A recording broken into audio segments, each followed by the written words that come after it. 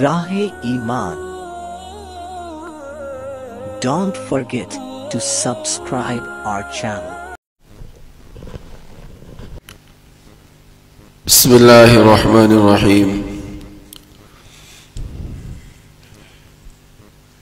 नहमदुहु व नुसल्ली अला रसूलिल करीम, अम्मा बाद।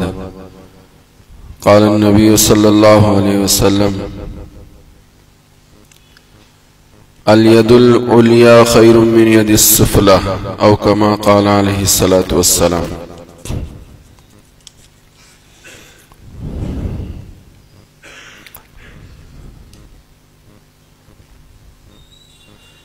एक जरूरी बात आप हजरात की खिदमत में रखनी है, और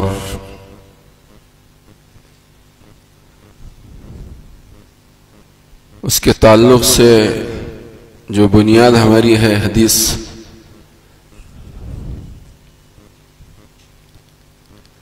वो बहुत दिनों से उसकी तलाश और जुस्तजू थी, लेकिन हमारी नजर वहां तक नहीं पहुंच रही थी, इसलिए आप हजरत की खिदमत में वो बात नहीं रख सके। और आपके लिए जितना जरूरी है उससे कई गुना ज्यादा मेरे लिए जरूरी है।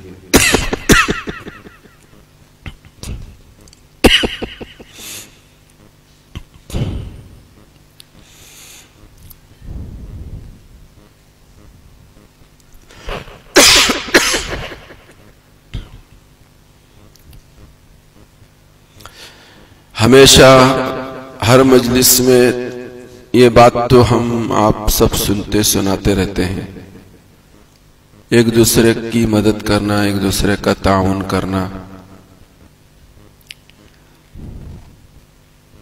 माशी मसाइल में, इक्तिसादी मसाइल में, किसी भी मसले में हो, एक दूसरे का ताउन करना, इसकी बड़ी फजीलत आई है। ये तो बार बार हम सुनते रहते हैं, लेकिन इसके बरखिलाफ भी एक चीज है, वो भी मेरे और आपके सामने उससे ज्यादा मुज़ाकरा होने की जरूरत है, वरना हमारी शक्ल और सूरत दुनिया के सामने एक गलत शक्ल सूरत पेश होगी। असल शक्ल हमारी वो है, में आपस में असल शक्ल जो है वो शक्ल है जिसको मैं आज आप हजरत की खिदमत में 5-10 मिनट में पेश करना चाह रहा हूं।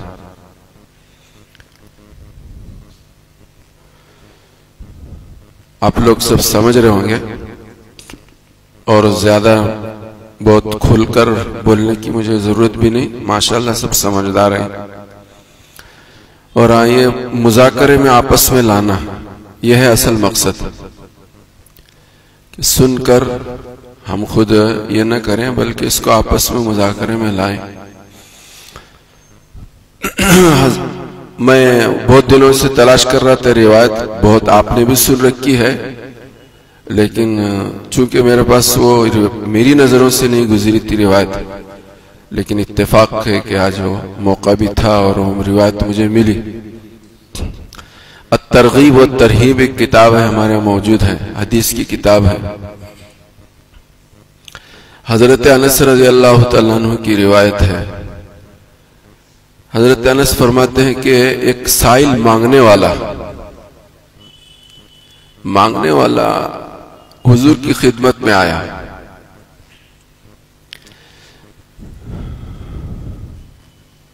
और अपनी जरूरत का तकाजा उसने हुजूर की खिदमत में रखा कि या रसूल अल्लाह, मेरी जरूरत है, मेरी जरूरत को पूरा करो। अजीब बात है, सरकार ने कभी किसी मांगने वाले को ना नहीं कहा है, किसी भी मांगने वाले को ना नहीं कहा है। और हदीस कुरान में बेमम्मत साइल फला तनहर, साइल को झुड़को मत। अल्लाह ने आपको अंदर ताकत दी है देने की तो दे दो, वरना अच्छा जवाब देकर उसको आगे कर दो। झिड़कने की ममानत है। सरकार ने आने वाले साइल को कुछ दिया नहीं,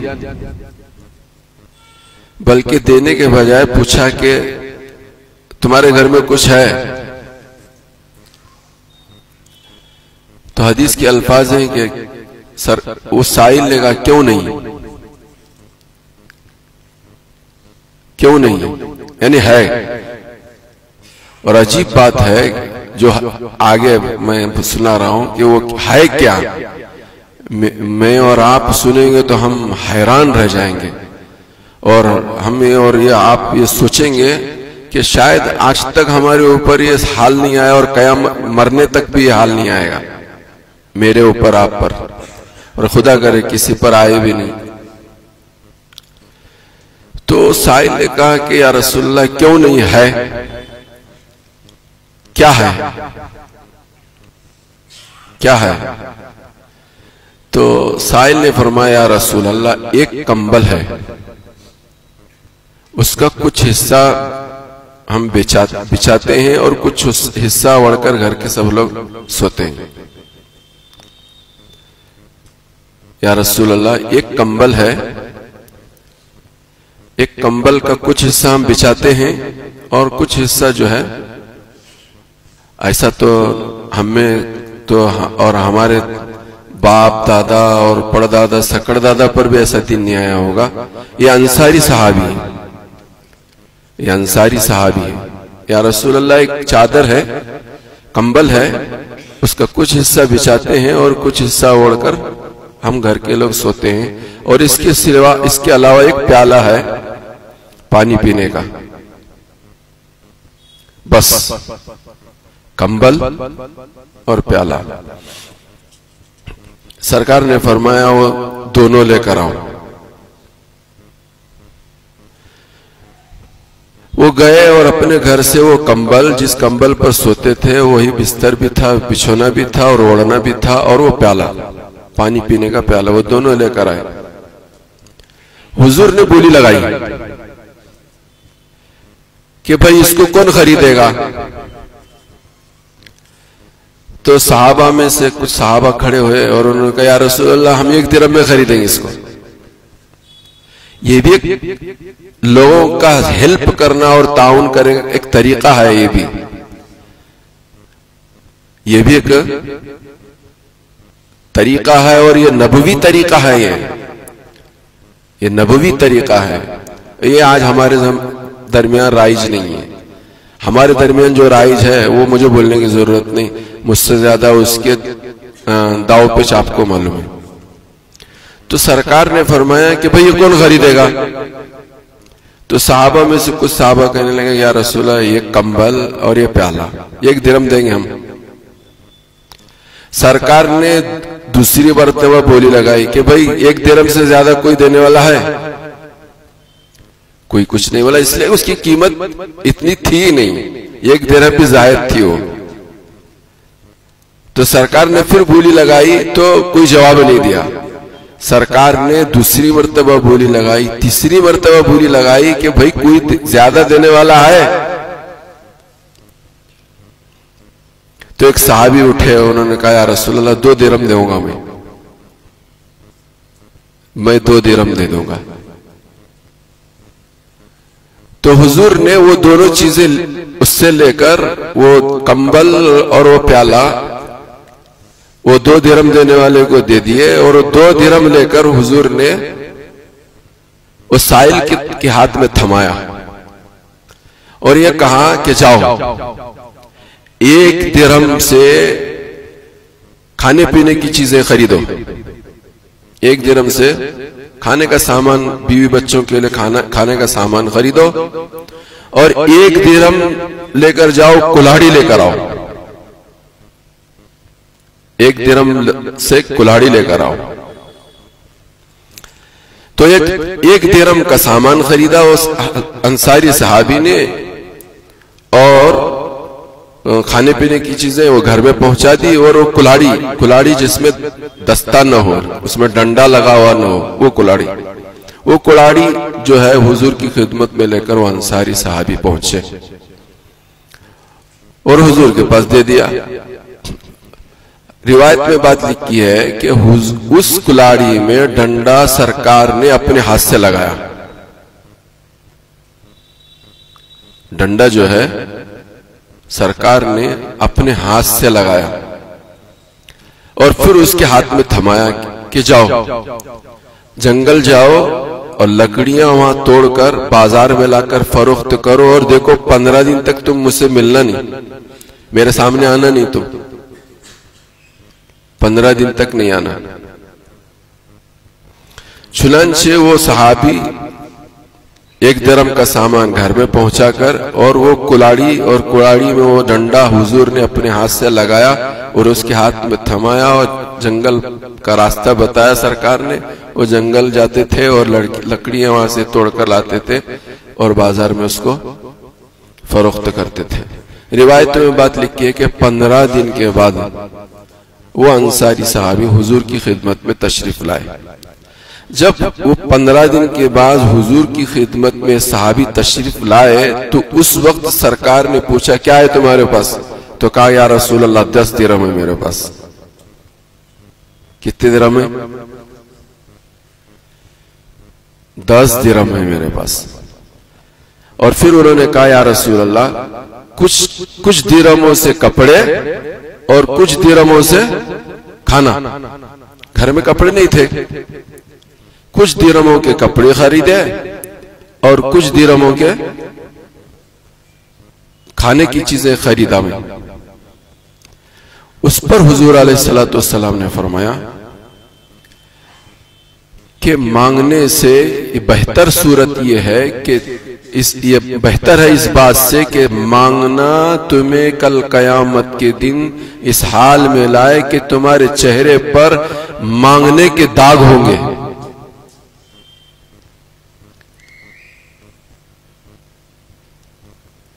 ये तुम्हारे लिए बेहतर है इस बात से कि तुम मांगो कि वो मांगना कि जो मांगना कल कयामत के दिन इस हाल में खुदा के सामने पेश करेगा कि तुम्हारे चेहरे पर मांगने के दाग होंगे।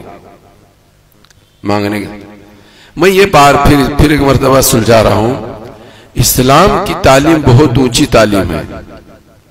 ये देने लेने का सिस्टम जहां तक होना चाहिए गैरों में होना चाहिए।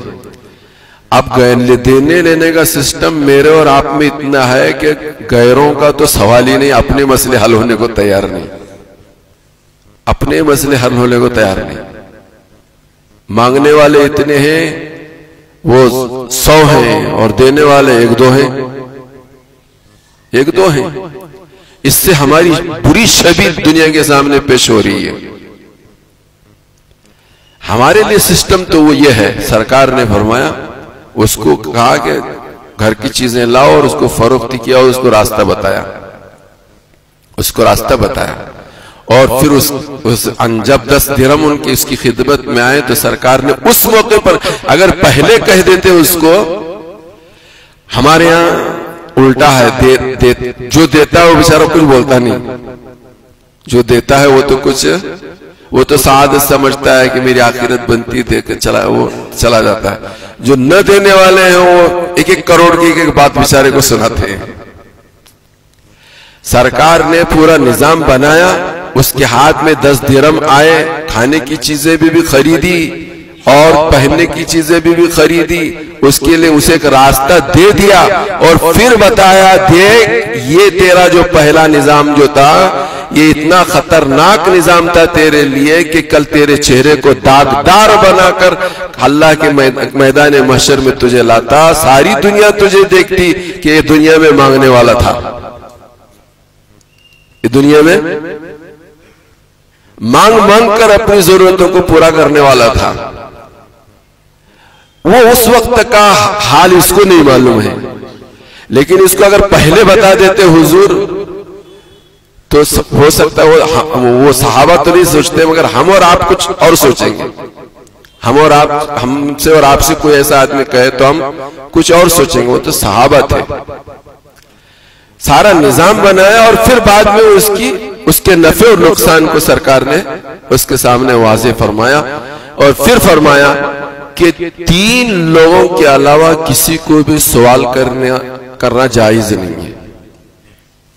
3 लोगों के अलावा किसी को भी सवाल करना जायज नहीं। वो 3 लोग कौन है? फरमाया शदीद मोहताजी की हालत में कोई आदमी पहुंचे तो उसको तो शरीयत इजाजत देती है कि वो दस्ते सवाल दराज करे, शदीद जरूरत, नंबर 1। नंबर 2, जिल्लत वाला किसी के ऊपर कर्जा हो, अल्लाह मेरी तुम्हारी सबकी हिफाजत फरमाए। कर्जा कोई अच्छी चीज नहीं है, मैं कई मरतबा आप हजरत की खिदमत में रख चुका हूं कि कर्जा बहुत बुरी चीज है, बहुत बुरी चीज है मेरे और आपके लिए। लेकिन बाज मरतबा किसी के सर पर कर्जा रहना चाहिए, हुजूर ने भी कर्जा लिया है। वो कर्जा भी अच्छी चीज किस इस माना कर है कि उसको वह हम अल्लाह के सामने हाथ उठाएगा और रोएगा धोएगा, अल्लाह बंदा हूं, बंदे का मोहताज हूं, उसके कर्जे के बोझ तले में दबा हुआ हूं, तेरे सिवा में इस बोझ को कोई उतार नहीं सकता। ये रोना वो रोए इसके लिए बेहतर है, अगर ऐसा नहीं है तो वो तो बहुत बुरी चीज है। तो मैं ये कह रहा था कि दूसरा आदमी जिसको शरीयत ने इजाजत दी है वो कौन है? जिल्लत वाला कर्जा, इज्जत वाला कर्जा नहीं कि कोई मकरूज है लेकिन ऐसा मकरूज नहीं है कि वो उसकी इज्जत का सौदा हो जाए, ऐसा मकरूज है तो उसको मांगना फिर भी उसकी इजाजत नहीं है। जिसके लिए जिल्लत आमेज सर के ऊपर कर्जा हो उसको चाहिए कि वो किसी के सामने दस्ते सवाल दराज करे, भाई मेरी इज्जत का मसला है और मेरे इस कर्जे से मुझे सुबुकदोश करके मेरी इज्जत की तुम हिफाजत करो, वो कह सकता है, उस आदमी को इजाजत है। तीसरा आदमी शरीयत की नजर में वो है कि जिसके जिम्मे खून बहा की दियत हो, खून बहा किसी ने किसी को बगैर किसी जुल्म के ज्यादती के किसी को कत्ल कर दिया हो तो उसकी दियत है 100 ऊंट। एक आदमी ने किसी को नाहक कत्ल कर दिया है तो उसके बदले में या तो उसकी गर्दन मार देनी चाहिए, या ये कि रिश्तेदार कहते हैं कि भाई हम तुमको माफ करने को तैयार हैं, उसका तुम बदला दो माल की शक्ल में। तो माल की शक्ल में बदला क्या है? 100 ऊंट की कीमत, 100 ऊंट की कीमत। आप अंदाजा लगाइए कि 100 ऊंट की कीमत क्या हो सकती है। हमारे ऊंट का तो है नहीं, हमारे बकरे हैं, गाय है, तो इस हिसाब से एक ऊंट की कीमत क्या हो सकती है, लगाइए। तो फरमाया हदीस में तीसरे नंबर पर सवाल करने की उसको इजाजत है कि जिसके ऊपर खून बहा की दियत फौरी तौर पर वाजिब हो, वो आदमी सवाल कर सकता है। इन 3 आदमियों के अलावा किसी भी मुसलमान को किसी भी मुसलमान के सामने या किसी भी इंसान के सामने दस्ते सवाल दराज करने की इजाजत नहीं है। ये 3 आदमी हैं, 3 ही आदमी। हम इस वक्त आप हजरात से ये बात करना चाहते हैं कि देखो हालात उटक पटक हो रही है, हालात अदलते बदलते रहे, नरम हो रहे हैं, गर्म हो रहे हैं। हम और आप इस तरह से अभी से जिंदगी गुजारने वाले बने कि चाहे इससे अच्छे हालात आए या इससे पहले जब बुरे हालात थे वैसे आए या उससे ज्यादा बुरे हालात आए, लेकिन मुझे और आपको किसी के सामने अपनी जरूरत के लिए दस्ते सवाल दराज करने की नौबत ना आए। ऐसी जिंदगी की राह पर, ऐसी जिंदगी की रविश पर अभी से मुझे और आपको पढ़ना है। ये चाह रहे हैं हम। हमारे जहन में है कि हमारे यहाँ क्या मदीना रिलीफ है, आएंगे तो हालात बेचारे हमारा ताउन करेंगे। वो अन्नसर वाले हैं, वो रहबर वाले हैं, वो बागबान वेलफेयर सोसाइटी वाले हैं, आएंगे तो बेचारे वो हमें कोई फिक्र करने की जरूरत है, वो तो करेंगे, उनका काम ये करना है, उनका वो तो करेंगे। ये इन चीजों का मुज़ाकरा इस वक्त मुस्लिम समाज में ज्यादा से ज्यादा हो। हालात जैसा कि कुरान और हदीस में इसकी निशानदेही है कि हालात बेहतर आएंगे।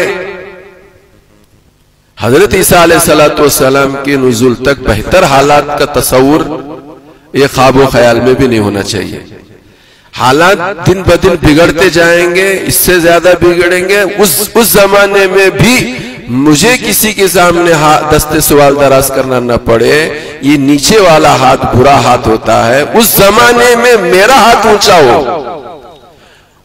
उस जमाने में मेरा हाथ ऊंचा हो, इसके लिए मैं अभी से क्या कर सकता हूं?